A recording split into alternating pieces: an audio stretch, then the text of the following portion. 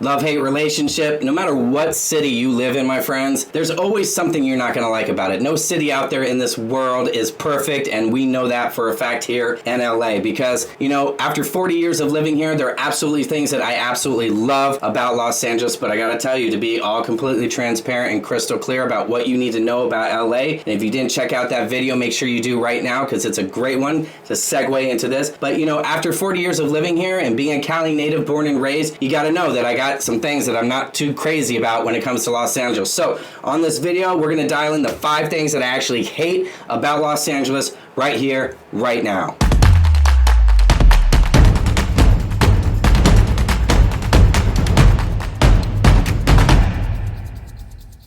What's up, guys? It's Eric Haas with EXP in sunny Southern California out of the west side of Los Angeles.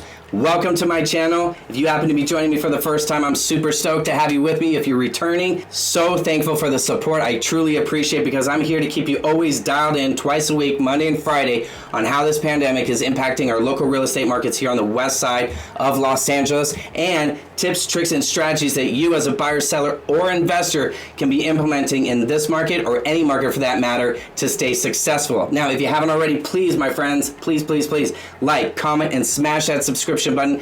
Hit the little ring button as well because that is letting the YouTube gods know you're feeling me, you're digging my content, and the value that I'm presenting to you, again, twice a week, Monday and Friday, 9 a.m. Pacific Standard Time. Now, let's jump right into, obviously, what do I hate about LA? After being here for 40 years, there's a few things, but these are the main things right now. All right, guys, so we're going to jump right into the 5 things that I hate about LA after living here for 40 years. And here's a very interesting thing, and fortunate maybe for you guys out there, not so fortunate for me because it happened to me, but all 5 things that I'm about to talk about that I hate about LA have actually happened to me. So let's jump right into it. Number 1, traffic and bad drivers. That just goes hand in hand with LA. I'm telling you, right here, right now, if you live in the Midwest where people are driving by and they say hello while they're driving by with a little wave, that is not what you're going to see in LA. You're going to see something of a different finger, which I'm not going to show you right now because it'll have to be blurbed out. There are crazy drivers in LA, and if you've experienced it, you know what I'm talking about. Everyone seems to be in a rush no matter what time of the day. They're in their Ferrari when they're really in a Camry, and they're racing like they're in the Le Mans or NASCAR,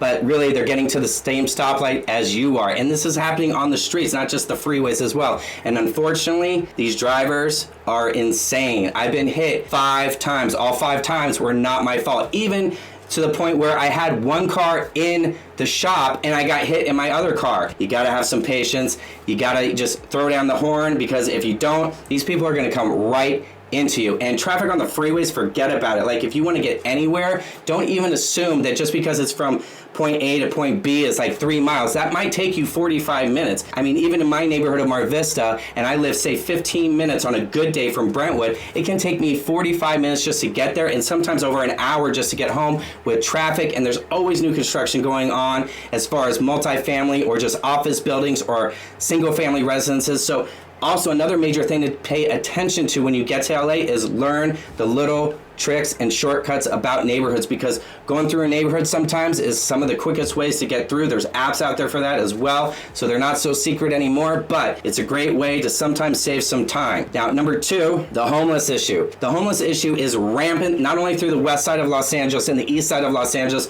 but in the San Fernando Valley as well. And why? Well, a lot of them are coming as transplants from the Midwest and the East Coast during those colder months, and they're not going back. They're staying here and they're setting up shop, and you will see it up and down Venice Boulevard. You will see it on Rose across the street from multi-million-dollar homes, and you're wondering how the hell can someone literally live in a brand new house and see a blue tent across the street where someone is shooting up. It's unfathomable, but that's LA and it's happening. And you know what? The cops really aren't doing anything about it. I really don't know if any legislation is put into effect to even help these people. But let me tell you, my friends, the homeless people in LA are not the homeless people that we used to see, say, 10 years ago. A lot of them were veterans or people that were really desperate, down on their luck. This time around, especially during this pandemic, there's like little communities forming. And if you go around anywhere near, say, Sawtelle and Sepulveda Boulevard, you will see exactly what I mean. Little cities, but they're not little cities. And everyone's saying, oh yeah, they've lost their homes and what have you. These are straight up drug addicts. And they don't look like the normal people that you and I would normally see. These are drug addicts. And Why am I sharing this? Well, when you're out and about on Venice, you've got to be particularly careful because you could be walking past their house right on the sidewalk and not even know it. So you've got to be aware of things. And any of you, my friends that are gamers out there and play Call of Duty, like I have in the past, you got your senses on, you got to keep aware of things because sometimes people are a little strange, they're on something, and you never know what might trigger them. So it's best to stay a safe distance away and not say anything at all. I've heard horror stories of people getting chased, even just 5 minutes away from my house. So always pay attention to your surroundings. It's ever important. This homeless issue doesn't seem like it's going to be going away anytime soon. It seems like the police are really just monitoring the garbage men who are cleaning up the trash that these homeless people are just throwing in the streets and then taking it away and then letting them go about their day as normal, shooting up or what have you. Now, am I totally against homeless people? No, I get it. There are times when people have hard times, I get it. And there's no system in place, it seems, in LA that's really facilitating this. This used to be more of a Skid Row thing in downtown LA. Now it's become a more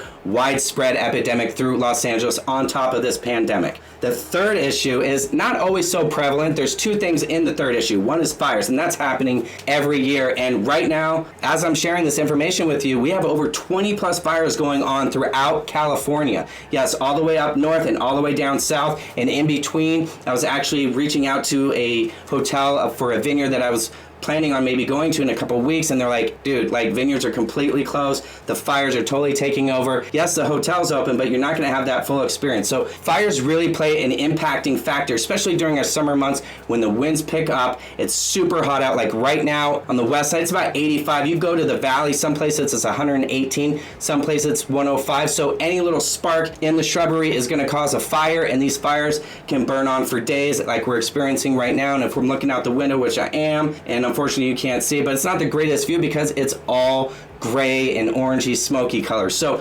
unfortunately LA has that to deal with on a yearly basis during these summer months, especially when the winds kick up and especially when it's brutally hot out, drying everything out around us. Now, the other aspect of what I hate, not just fires, is earthquakes. So we've got disasters like on double time here in Los Angeles. It's not just the fires, but it's the earthquakes. And you know what? We haven't had an earthquake in some time. And actually, I was here for the last one. 1994, I was 14 years old. That earthquake shook my house like nobody's business. My grandma was staying here from Iowa. My great aunt was staying downstairs from Wisconsin. We were all in a mad dash to try to figure out even how to get downstairs being in a two-story house. Plus, on top of that, it was pitch black. You know, in school they tell you to go under your desk, which I try to do, banged in the head by snow globes. I actually passed out going down the stairs. My grandmother, unfortunately, was riding the toilet seat. God rest her soul. But it's crazy, you know, and then it's just straight panic. And then you've got the aftershocks that are going for at least 2 to 3 weeks after, and they can range anywhere from half of what you just experienced to sometimes higher as well. And so you still got a rocking and a shaking. Now, 14 years old, hey, I was out of school, I was super stoked. But for my parents, it's like, you know, everything's upheld. And just like we're experiencing right now with the pandemic, you know what? A lot of things are uncertain, and a lot of things are uncertain about when it's going to get back to normal as well. So crime, number 4, is another thing. Now, obviously, I touched on the homeless issue, but crime is something that you can't escape no matter what city you're in.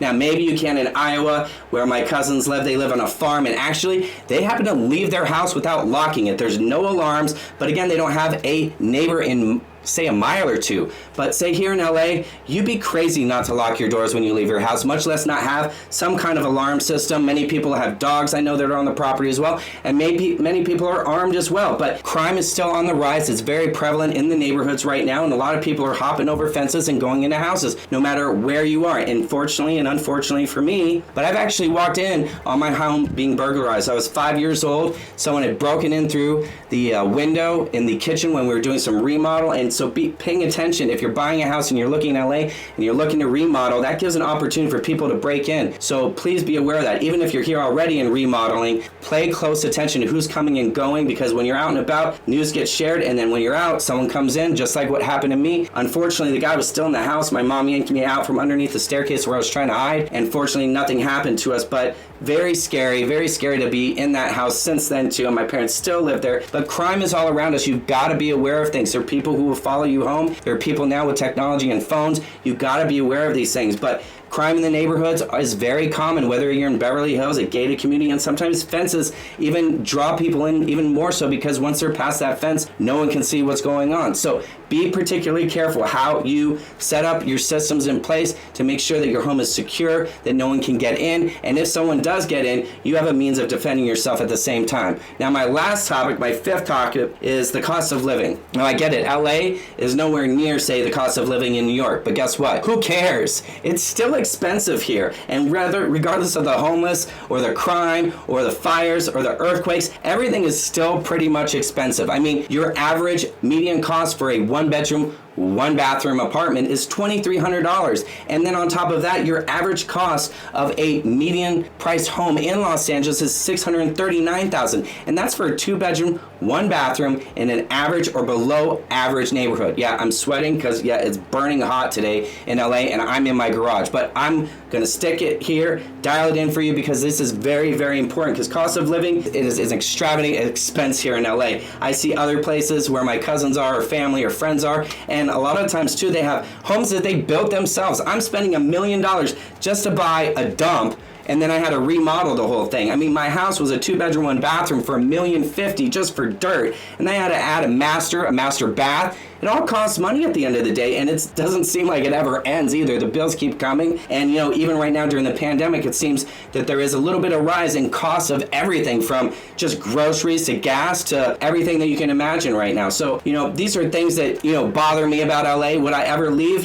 Maybe at some point, but I have a lot of family here. I got a lot of things keeping me here in LA, so I probably won't be leaving anytime soon, but I wanted to be crystal clear and transparent with you guys that even though I'm a Cali native and I've loved living here for 40 years, there are definitely things I absolutely hate about living in Los Angeles, and I wish I could change them on a daily basis, but hey, you know what? That's life. We got to make do, we got to adapt, and just figure out a way to get through it. So hope you found this of value and the content interesting because that's what I'm all about. I'm here to make sure that you are getting content that you guys can actually use and find value in, especially if you're looking to move to LA in the next, say, year or next couple years. These are things to be aware of. So if you have anything that I might be able to help out with, drop a comment below because, hey, your local agent on the west side's got you dialed in, and I hope to see you on the next one. In the interim, stay safe, and I'll see you.